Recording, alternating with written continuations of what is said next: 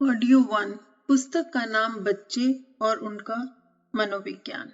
लेखक वेदमूर्ति तपोनिष्ठ पंडित श्री राम शर्मा आचार्य। बालकों के संबंध में गलत धारणा। बालक के विकास के संबंध में हमारी जितनी भ्रम मूलक धारणा है उतनी अन्य किसी वस्तु के संबंध में नहीं। हम बच्चों को छोटा प्रौढ़ समझते हैं। हम समझते हैं कि उनकी समस्त अवयव किसी प्रौढ़ की भांति हैं, केवल उनकी आकृति छोटी होती है। बालक अपनी आकृति में विकास लाता है, यही बालक का विकास है।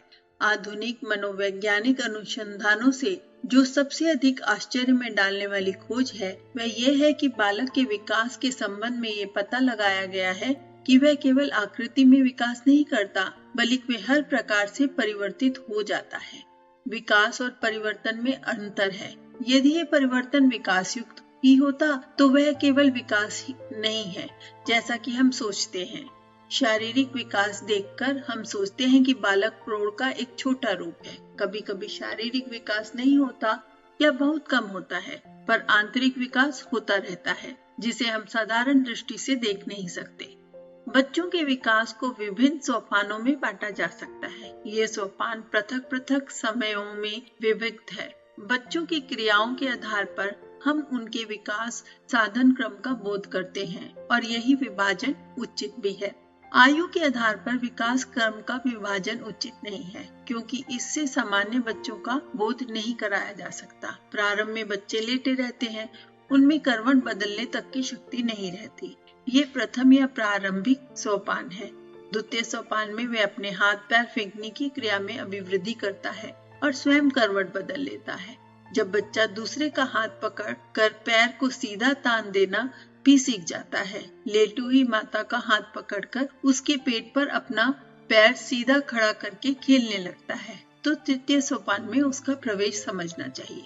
बैठने का अभ्यास करते करते अंत में किसी प्रकार का सहारा लिए बिना अपनी दोनों हाथों को आगे धरती पर साध कर स्वयं बैठने लग जाता है, तो यह उसका चतुर्थ सोपान समझना चाहिए।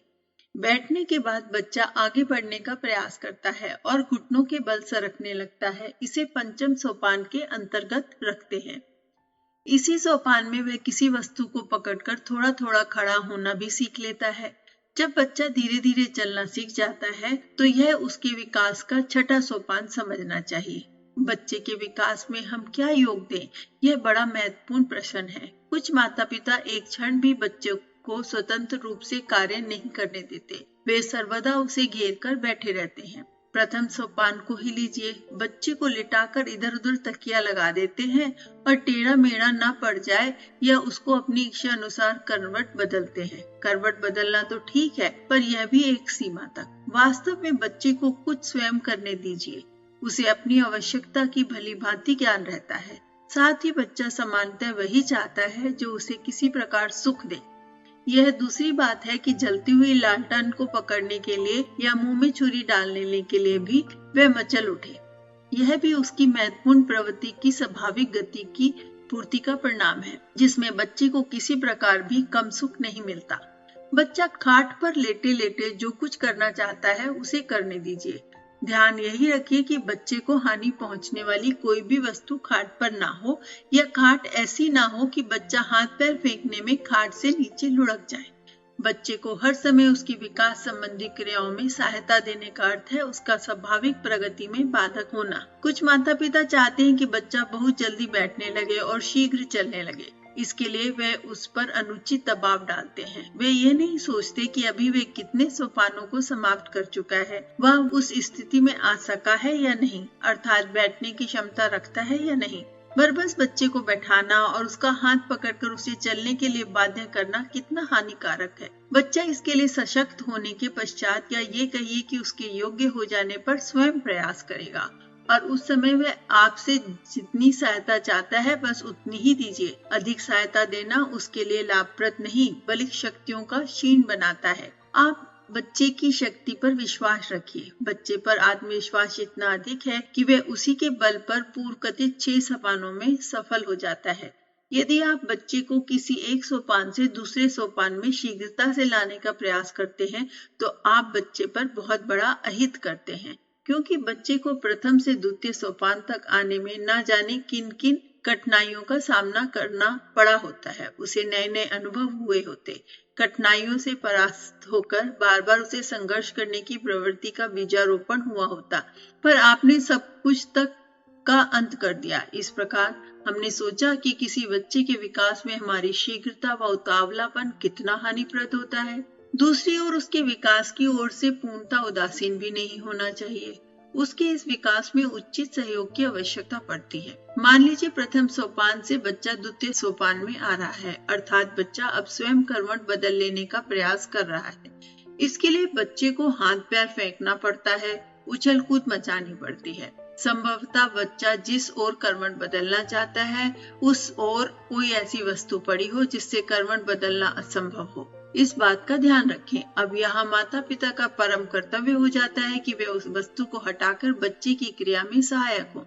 बच्चा बार बार प्रयास में असफल होकर रोएगा। यदि इन पूर्ण असफलताओं के पश्चात भी वह सफल हो सका होता तो उसका उत्साह बढ़ा रहता, किंतु यदि अंत में भी उसे निष्फल होना पड़ता है तो उसके कोमल मस्तिष्क पर कुछ प्रतिकूल प्रभाव पड़ता है, यद्यपि यह प्रभाव बहुधा स्थायी नहीं हो पाता। बच्चे को आप जिस वातावरण में तैयार करेंगे उसी प्रकार वह विकास करेगा। उसकी भावी शिक्षा, शारीरिक गठन, आचार व्यवहार आदि का मूल इस वातावरण में निहित है। हमें कुछ पशु पक्षियों का बोध है जो अपनी परिस्थितियों के अनुसार रंग रूप बदल लेते हैं। उनके रूप रंग परिवर्तन में उनका हित छिपा रहता है, पर बच्चे के आचार व्यवहार निर्धारण में या परिवर्तन में कोई हित अहित की भावना नहीं रहती। यह स्वाभाविक गति है। इसके प्रभावित हुए बिना बच्चा नहीं रह सकता। वातावरण बच्चे को जीवन गति को मोड़ देता है। 2 वर्ष तक के बच्चे के लिए जो सबसे आवश्यक वस्तु है वह यह कि आप उसकी स्वच्छता की और अपनी अधिक से अधिक समय दें।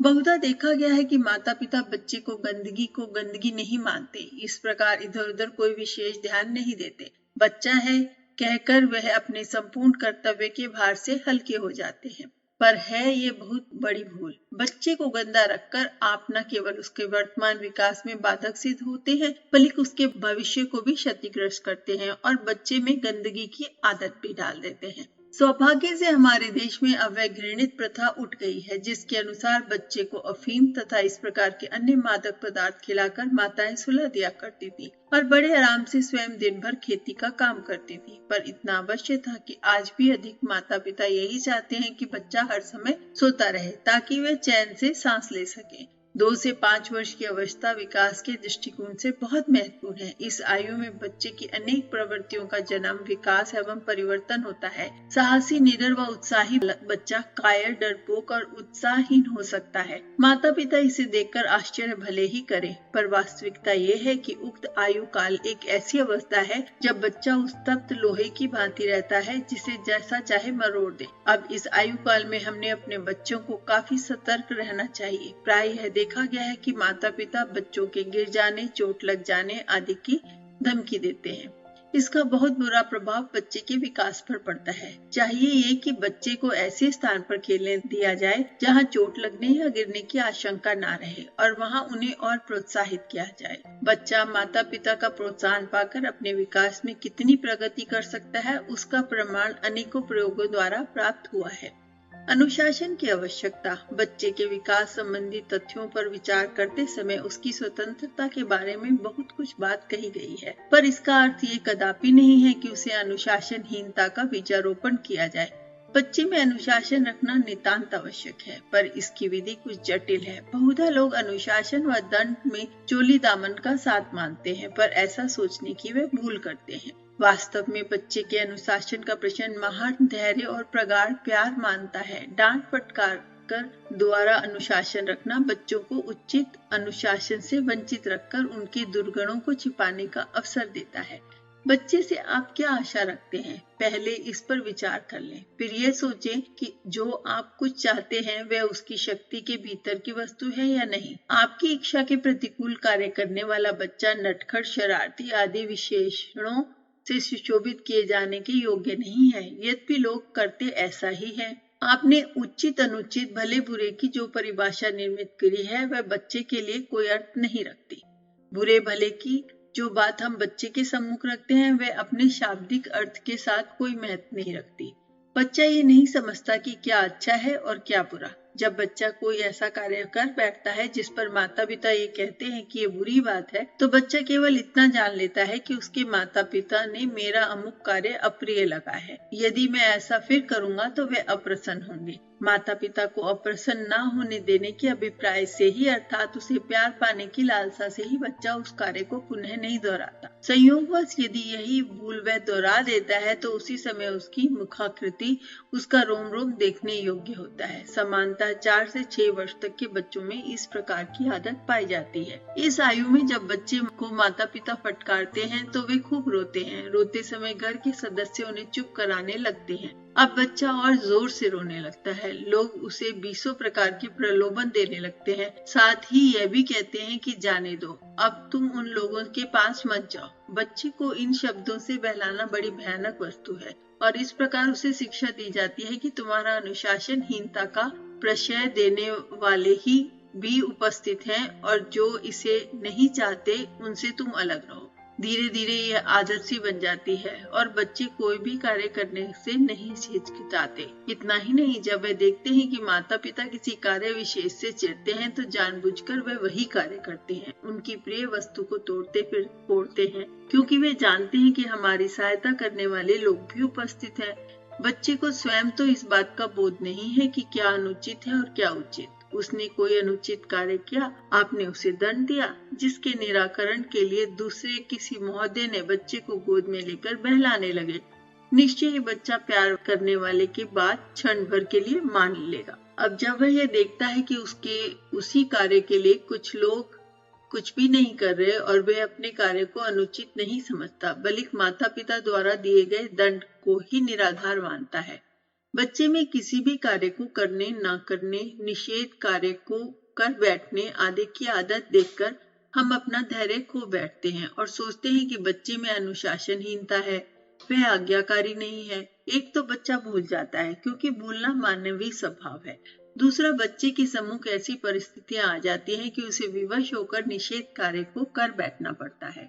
बच्चे को कुछ भी सिखलाने के लिए काफी धैर्य की आवश्यकता है। बच्चे की भूल सीमा को संकीर्ण बनाकर कुछ सोचने से हम उसका हित नहीं कर सकते। एक प्रकार उसे शिष्टाचार नहीं सिखा सकते। यह उसी प्रकार है जैसे बच्चे के क्रीड़ा क्षेत्र को सीमित करके हम उसका पूर्ण शारीरिक विकास नहीं कर सकते। यह करो, यह मत करो कि पहेली का प्रयोग आप ना करें और बच्चों से भी आशा ना करें कि जो बात एक बार बता दी गई है वह उसे चिर स्मरणीय रहेगी। आप धैर्य से काम लें और भूल सीमा का कुछ विस्तार करें। उसे बच्चे के लिए उचित शिक्षा दी जाए। बच्चे में अनुशासन भंग करने की इच्छा का कभी उदय न हो, ऐसी बात नहीं है। कभी कभी बच्चा जानबूझकर अनुशासन भंग करता है और शिष्टाचार के विरुद्ध कार्य कर बैठता है। ऐसे ही एक बार एक पिता कहीं बाहर जाना चाहते थे। उनके 5 वर्षीय पुत्र उन्हें इतना अधिक प्यार करता था कि वे नहीं चाहता था कि एक क्षण भी उसके पिता उससे अलग हो। उस दिन बच्चे को यह ज्ञात हुआ कि जब उसके पिता जा रहे थे वह हर समय खोया खोया सा रहने लगा। सहसा वह नटखट हो गया, माता को तंग करने लगा, अन्य छोटे बच्चों को पीटता था, वस्तुएं तोड़ता फिरता था। ये सारी क्रियाएं वह कोई बहाना लेकर करता था। वह ये नहीं कहता था कि पिताजी रुक जाएं, नहीं तो मैं ये तोड़ दूंगा, उन्हें मारूंगा, पर उसकी समस्त क्रियाएं बिल्कुल उल्टी होने लगी। माता पिता कुछ समझ नहीं पाते। उपरोक्त स्थिति में बहुधा बच्चे यही कार्य करना चाहता है कि उससे घर वाले नाराज हो जाएं, किंतु इसका अर्थ ये नहीं है कि वे आपके प्रति अशिष्टता बरतता है। वास्तव में अपनी ओर आपका ध्यान आकर्षित करना चाहता है। अब यही प्रश्न उठता है कि ध्यान आकर्षण के लिए वह अन्य कोई उत्तम कार्य क्यों नहीं करता, क्यों वही कार्य करता है जिसके लिए उसे मना किया गया है। परंतु इसमें भी हमारा ही दोष है। मान लीजिए हमने बच्चे को बताया कि वह आंगन में खेला करे और सीढ़ी पर ना चढ़े। अब जब बच्चे के मस्तिष्क में ये भावना गूंजती है कि आप लोगों का ध्यान आकर्षित करे, तो वह आंगन में खेलकर अपने आप लोगों का ध्यान आकर्षित नहीं कर सकता, क्योंकि उसे इस आज्ञा पालन की प्रशंसा उसे कभी नहीं की थी।